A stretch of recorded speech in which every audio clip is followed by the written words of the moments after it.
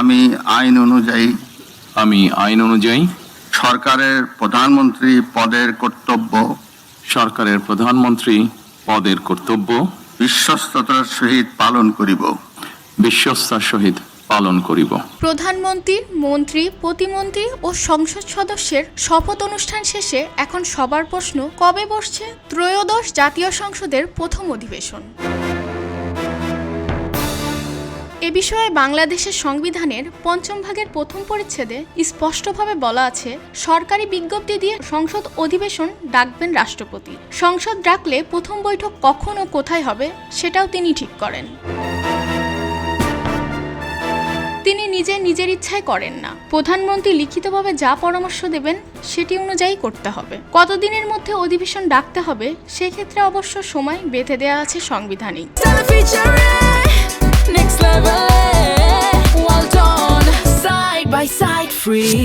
৭২ ধারা ২ নম্বর উপধারায় বলা আছে, জাতীয় নির্বাচনের ফল ঘোষণার ৩০ দিনের মধ্যে নতুন সংসদের বৈঠক ডাকতেই হবে। ত্রয়োদশ নির্বাচনের সরকারি ফলাফল ঘোষণা হয় ১৪ ফেব্রুয়ারি। সেই হিসেবে ১৬ মার্চের মধ্যে সংসদের প্রথম বৈঠক হতেই হবে।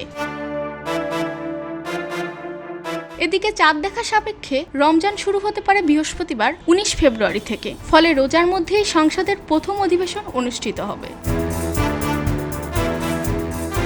জাতীয় নির্বাচনে একক সংখ্যাগরিষ্ঠতা পেয়েছে বিএনপি। দেশের ইতিহাসে প্রথমবার জাতীয় সংসদের দক্ষিণ প্লাজায় অনুষ্ঠিত হয় নতুন সরকারের শপথ। খবরের কাগজ, নিখাদ, নির্ভীক, নিরপেক্ষ।